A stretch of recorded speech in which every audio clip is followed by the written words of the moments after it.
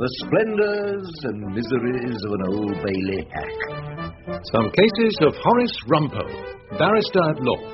As told to and written down by John Mortimer, with Maurice Denham as Rumpole and Margot Boyd as Hilda. Rumpole and the Defence of Guthrie Featherstone. One of the hardest defences that I've ever undertaken was that of the middle-of-the-road Conservative Labour MP Guthrie Featherstone. Queen's Counsel, flatterer of solicitors, incessant bower to judges, obsequious player of golf with officials from the Lord Chancellor's office and the somewhat anxious head of our chambers at Equity Court in the Temple.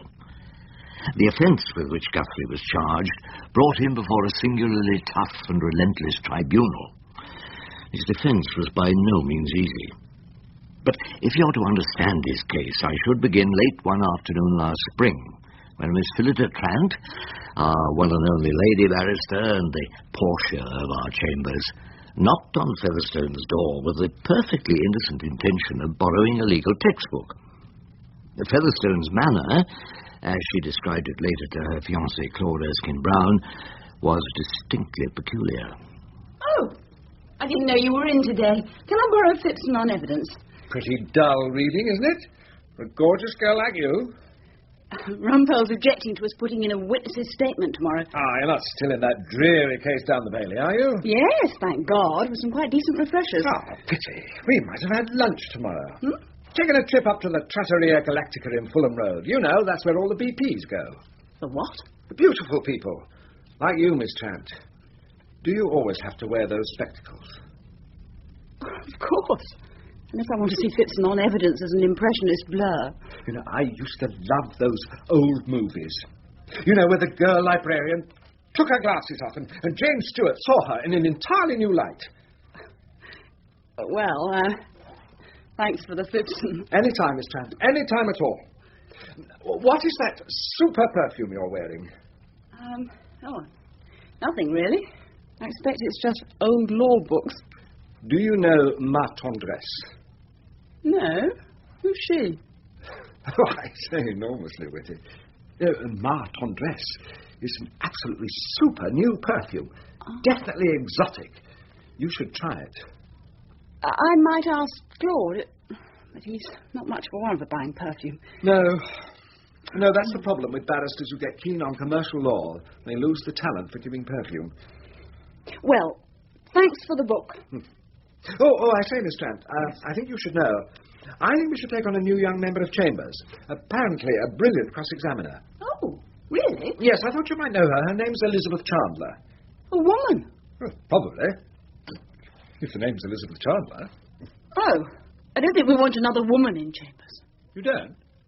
Oh, how very interesting. No. Henry has to explain to solicitors about it being a woman he's sending down to the indecent assault. He often gets objections. But you, Miss Trant, you're doing so marvellously well. Well, I do flatter myself I've been accepted. But I don't think we need another woman. Look, why don't we have a long chat, Miss Trant, on exactly what we do need? And I'd like to discuss your life in the law. Old Keith was telling me the Lord Chancellor's office has definitely got his eye on you. On me? You must be joking. No, Miss Trant, I'm not joking at all. Shall we say next Tuesday at the Trattoria Galactica, among the beautiful people? It was about this time that I was defending an old and regular villain called Bertie Timson on a charge of being involved in a conspiracy to rob the Tooting branch of the Steadfast Savings Bank. Or, in the alternative, carrying housebreaking implements by night. It seems you were caught with the following articles, Bertie. A number of face masks depicting such animals as Mickey Mouse, Pluto and Donald Duck. One brace and bit, one monkey wrench, 2 hacksaws, 3 sticks of dynamite with fuses, and 4 imitation firearms, to which revolvers. All that in me bleeding voiture, Mr. Rumpole. Never. Bertie was learning French at evening classes, the better to equip him for his coming holiday in Cannes.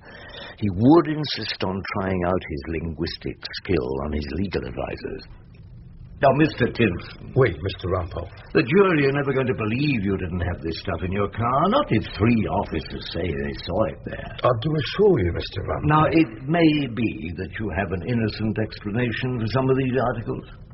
The carpenter's tools, for instance? Oh, an innocent explanation. I'll told you, Mr. Rumpole. I'll have to think about it. Yeah, you do that. Oh, and Bertie, dépêchez-vous. Come again, Mr. Rumpole? Well, you better be quick about it. The trial's in exactly 3 weeks. But before Bertie Timson could come to trial, or indeed provide me with his much-needed explanation, those two barristers at law, Guthrie Featherstone and Miss Phillida Trant, met to lunch tete-a-tete in the Trattoria Galactica among the beautiful people. Here. This is for me? I bought it for you, yes. Oh, what an enormous bottle. Well, it's only toilet water, I'm afraid. I mean, who wants to spend £10 on a bottle of the perfume? Well, I mean, when you get so much more with the toilet water. Exactly. Well, I sort of slosh it around. Oh, good. I'd probably absolutely slayed them down at London Sessions. I bought it for you, especially. Ma tendresse. Yes. At Harrods. Oh, Claude won't mind you wearing it. Claude? Erskine Brown. No, why should he mind? We're not married, you know. But engaged. Anyway, it's going to happen for years. Now, about the girl you're thinking of taking into chambers. Marriage. It's a funny thing about marriage. Marigold and I, we have our different interests. She has her choral singing with Hilda Rumpole. They're doing the St. Matthew Passion. I thought you said the Messiah. Oh, Messiah? Passion? I see. And what passion are you doing, Featherstone? Oh, I say, you are sharp, aren't you? But, look here, Phyllis. Do call me Guthrie. Phillida. What? My name. It's Phillida. Oh. You see, I've been making inquiries about this Elizabeth Chandler person. I'm not at all sure that she's the type that would really muck in at chambers. And also, there are only a certain number of matrimonial disputes where solicitors want women. I mean, are there enough for two? Oh, matrimonial disputes. Well, there are quite enough of those, God knows. But Marigold and I, we just face facts. What facts? Well, we may fancy other people, and, well, other people might fancy us. Might they? Yes. You know, we only stick together, of course, for the sake of the children. Oh, I hadn't heard about the children. Hadn't you really? Oh, well, there's Arabella. Mm-hmm. She goes to this funny little school in Kensington. I mean, she's only 8, but she's already got this extraordinary talent for dancing. And little Luke, well, he's only just 3, but I have got him down to Eton. I imagine he might want to come to the bar someday. Well, you don't want to fill the chambers up with Elizabeth Chandler. Look, if you've never actually seen the children, I just happen to have a couple of photographs about me. Only snaps, of course. Mm-hmm.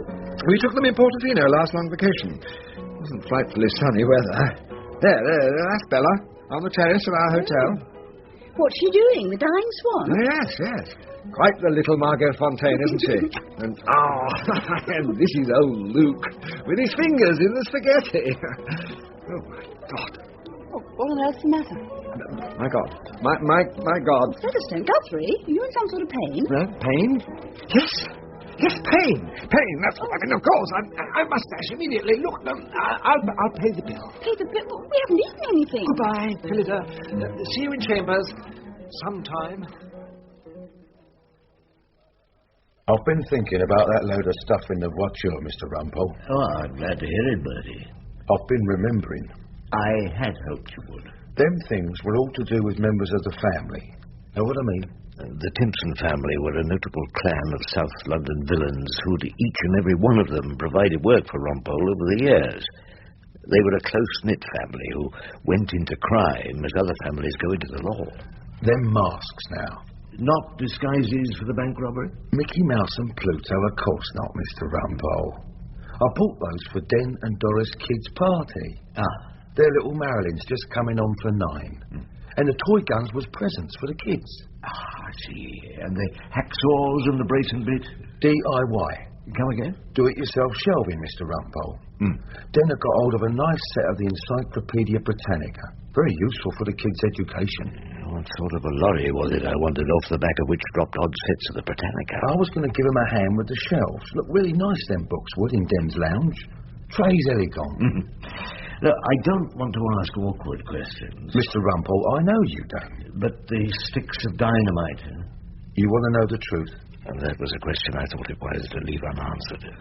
My cousin Cyril's got a cottage down in rural Essex. Charming little place, but the fact is...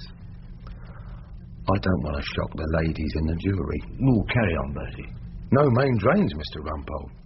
Nothing but a septic affair down the end of the garden. And malheureusement, this tank gets blocked up. It won't seep away, not as it's meant to. And Cyril's old woman, Betty, she gets on to him about this.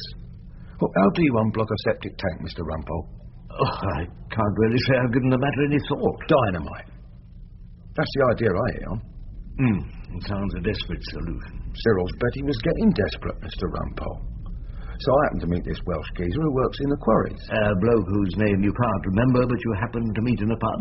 How did you know that, Mr. Rumpole? Well, let's just say from a long experience of the Timson family defences. Oh, yes. So, he said he had a bit of dynamite to spare, and I brought a few sticks off him. I put them in the car for next time I was going down to Cyril and Betty's. I'd actually forgotten all about them, if you want to know the truth. Or could we call Bertie Timson as a witness? Oh, no, Mr. Rumpole. She wouldn't want to come to court.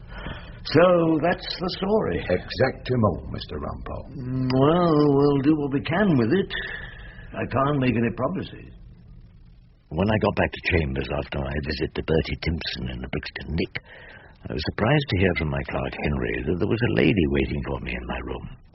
I opened my door to encounter a handsome young woman, about 35 years of age, cashmere twin set, double row of pearls, and an expression of grim determination. Mr. Rumpole, we have met over the years at Chambers parties.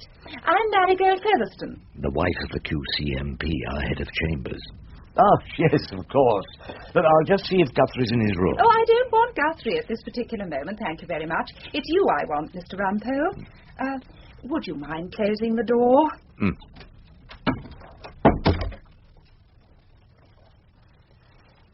You want me, Mrs. Featherstone? Tell me, Mr. Rumpole, do you handle divorce? Well, only rarely, and then with particularly thick gloves. Why do you ask? I ask, Mr. Rumpole, because I have need of your services. Of mine? For a divorce. Huh? I mean, who? My husband, Mr. Rumpole. I'd hardly be bothering to divorce anyone else's husband, would I? I could see the force of her argument. I'm afraid Guthrie's gone completely off the rails. Oh. Well, girl, can you be sure about that? I mean, what's the evidence? The evidence, Mr. Rumpole, is the evidence of my own eyes. From that moment, I began to feel pessimistic about the chances of a defence for our learned head of Chambers. The eyes of his lady wife were clear and unblinking, the sort of eyes that might well be believed in a court of law. I was in the perfume department at Harrods, Mr. Rumpole. I was buying my usual little atomizer. Guthrie never brings me perfume home. And I happened to catch sight of him at the Martendresse counter. He was buying perfume? Well, Mr. Rumpole, he wasn't buying potatoes. I began to see that there was a certain ruthless logic about this woman's mind. Did you confront him? I moved towards him, but Harrods was extremely crowded on that day, and he escaped furtively. Did you ask him about it? No. Why? I didn't want to give him the chance to lie to me. A woman of steel, you'd have to agree, this Mrs. Marigold Featherstone. Well, I don't see that adds up to much of a case. I mean, he might have been buying scent for anyone. An old aunt, perhaps. Has he got an old auntie with a birthday? He was buying it, Mr. Rumpole, for the girl he took out to lunch at the Trattoria Galactica. Oh, yes? I did my best to sound casual. And which girl was that? Oh, some little tart. I don't know her name. My brother Tom was lunching his accountant at the Trattoria Galactica, and he distinctly saw Guthrie at the corner table, gazing into the eyes of this King's Road strumpet. And do you know what Tom saw plonked on her plate? Tagliatelle Verdi. A great big bottle of Martendresse, the toilet water. Of course, as soon as he caught sight of Tom, Guthrie simply got up and legged it. He's a terrible coward, you know. Mrs. Featherstone, if I were to act for you in this dispute with your husband... Yes? Well, the head of chambers, it'd cause enormous embarrassment. If I'm divorcing Guthrie, Mr. Rumpole, embarrassment's just what I intend to cause. Well, leave it with me, Mrs. Featherstone. I'll think it over. There's one infallible rule in the law. If your back's up against the wall, play for time. I shall call on you next week, Mr. Rumpole. Then I shall expect your answer.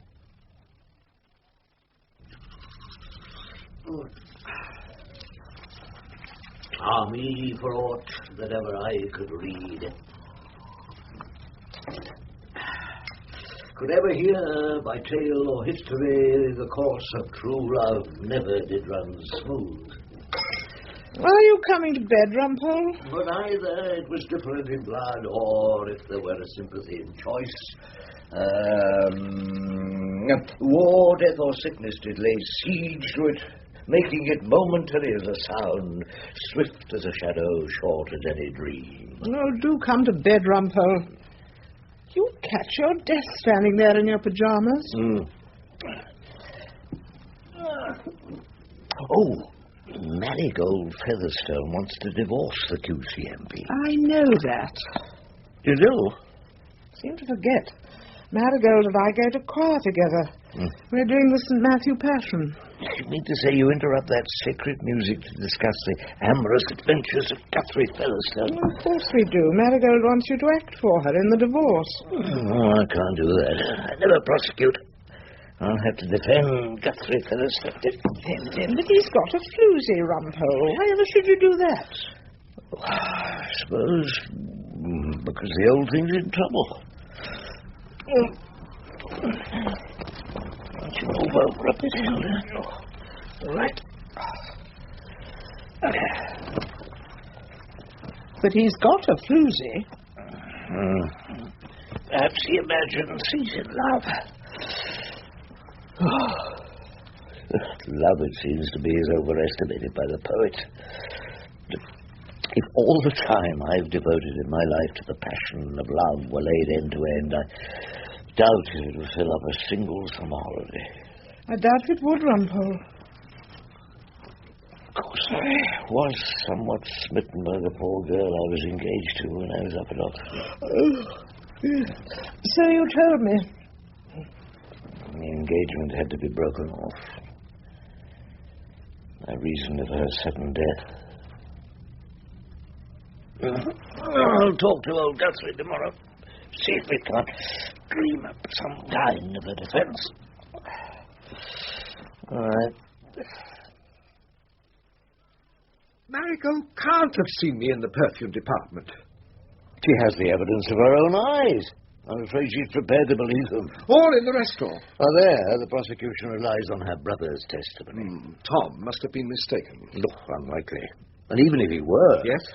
In view of the nature of the tribunal, I think he's likely to be believed.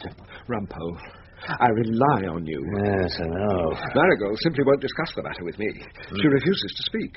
So you rely on me to defend you? Please, Rumpole? You know, nothing so unconvincing as a bare denial. That's what I told Bertie Timson. Who the hell's Bertie Timson? Oh, just one of my other villains. Rumpole. Come out with a bare denial, I told Bertie, and no one believes you. Now, if the truth of the matter is that you were in the perfume department... But there is some quite innocent explanation. Featherstone was taking to the life of crime like a duck to water. And you're sitting in the restaurant with whoever it was. Does Marigold know who it was? Well, not by name. She says she was a floozy, some little tart from the King's Road. Oh, Rumpole. It was Phillida. Huh? Can you possibly mean Miss Phillida Trant, member of this distinguished chambers? Yes, Rumpole. I'm afraid that's exactly who it was. Well, then, if there is an innocent explanation... Of course, Rumpole. Entirely innocent. We could call Miss Phillida Trant to give evidence. I imagine she's a witness who would carry a good deal of weight, even with the most obstinate. Well, no. No, I don't think we could really ask Phillida. As with Bertie Timson, I saw the red light at once. There is no course more fatal to the defense than calling an unhelpful witness. Your lady wife says she'll be back to speak to me. Tell her, Rumpole. She'll listen to you. I'm sure she'll listen. Tell her? Of course I'll tell her. I'll put your case to her, fair and square. The only problem is, Featherstone, my old darling defendant. Yes? As yet, I have absolutely no idea what your case is. I'll think about it. Well, you'd better think quickly. Marigold will be here in exactly a week's time. In my humble submission to the court... I'm sorry, I mean to you, Mrs. Featherstone. You have absolutely no reason for a divorce, or indeed to feel any emotion except conjugal love and gratitude towards my client. I mean your husband. What should I say? Thank you very much, Guthrie, for messing about with the floozy. And on that charge, I shall be able to demonstrate that Guthrie Featherstone, QC, MP, is entirely innocent. Innocent? Oh, yes. All men are innocent until they're proven guilty. Well, he is proven guilty, as you call it, by the evidence of my own eyes, and of Tom's eyes. Mrs. Featherstone, when is your wedding anniversary? Next month, the 21st. Guthrie always forgets it. Well, this year he didn't forget it. He remembered it most devotedly. Tell me, Mrs. Featherstone, do you like Martondress perfume? Oh, I've absolutely no idea. I've never tried it. Ah, then it'll be a new experience. Your husband hopes you'll find it enjoyable. What on earth do you mean? He went into Harrods to buy you a large bottle of Martondress as a present for your wedding day. Tom saw him in the restaurant. The purely circumstantial evidence on which so many people have been wrongly convicted. You're not suggesting Tom was mistaken.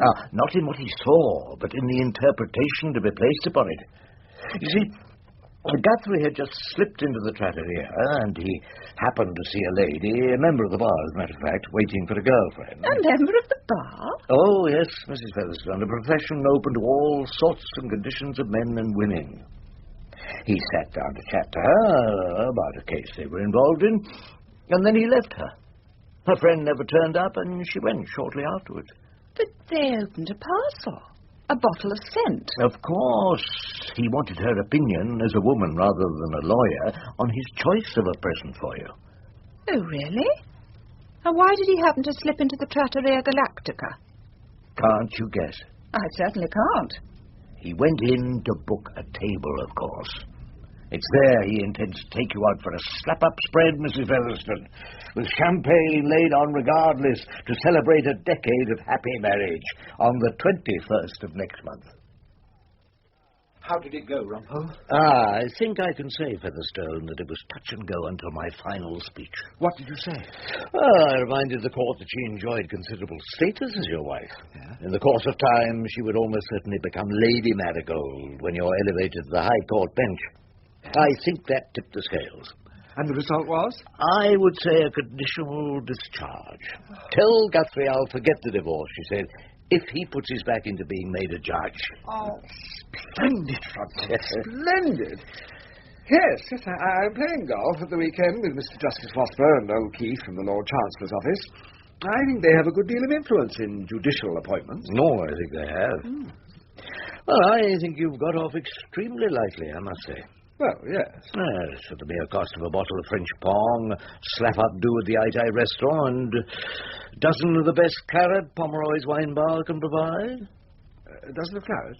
Or should we say 2 dozen? Yeah, 24 is a good round number, and the advocate, as you know, my old darling, is worthy of his hire.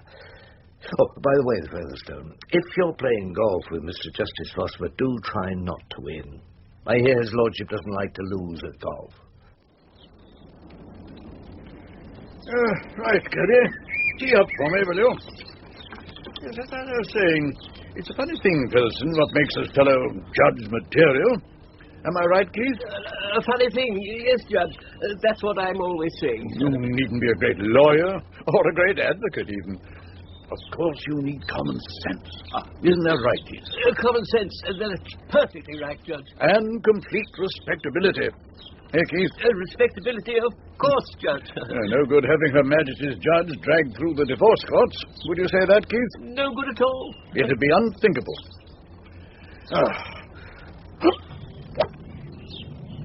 Good Lord. Did I slice that? Hardly at all, Judge. Also, a potential judge needs to come from a respectable set of chambers. Now, who's in your chambers, Featherstone? Not that fellow Rumpole. Well, actually... fellow with a peculiar old hat. But there are lots of fellows apart from Rumpole, Judge. You know Claude Erskine-Brown? Got a very good class of practice. Does a lot of civil. Oh, well, that's a bit better than Rumpole's life of crime. Civil, eh? All same. Respectability's the thing. Brilliant man. Who should be nameless? Came from a set of chambers where they were always getting divorced. Hopping in and out of bed with their lady pupils. Never got his bottom near the High Court bench. Now, come on, drive off, Featherstone. Also, you have to do your cases in a judicial manner. You can always tell if a fellow has the judicial attitude in court. Judicial? Aren't you going to drive, Featherstone? Or shall we wait here all day? No, Judge. Of course not. Oh, shoot the shot. My God, Featherstone. You're on the green. Last. In due course, the unfortunate Featherstone appeared before Mr. Justice Vosper to prosecute Bertie Timson for his alleged part in the conspiracy to rob the Tooting Savings Bank. On the day he was due to make his final speech, we chatted outside the court. I shall have something to say about your ridiculous defence, Rumpole. Oh? I suppose that if you really want the High Court bench, you'll have to start doing your cases in a different sort of way. What sort of way do you mean exactly, Rumpole? Well, I mean, stop trying to win too hard. Huh? Didn't old Vosper tell you to adopt the judicial attitude? The judicial attitude? Of course. Yes. Yes, I shall certainly adopt it. Yes, Mr. Featherstone? My lord.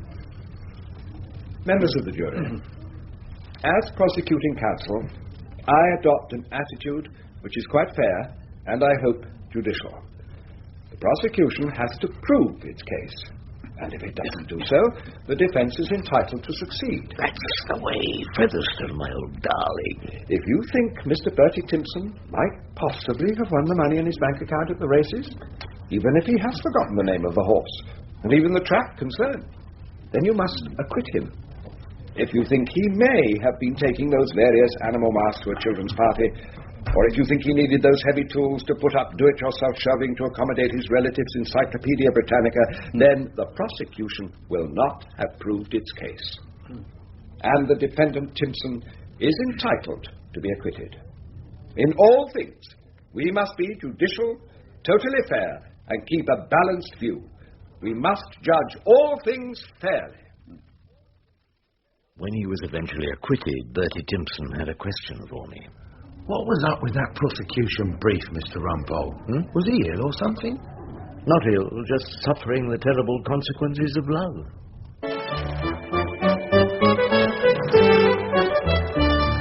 That was Maurice Denham as Rumpole, Margot Boyd as Hilda, and Michael Spice as Guthrie Featherstone in The Defence of Guthrie Featherstone.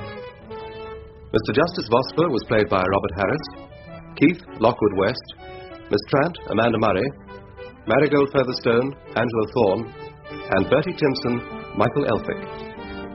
Rumpole and The Defence of Guthrie Featherstone was written by John Mortimer and directed by Peter King.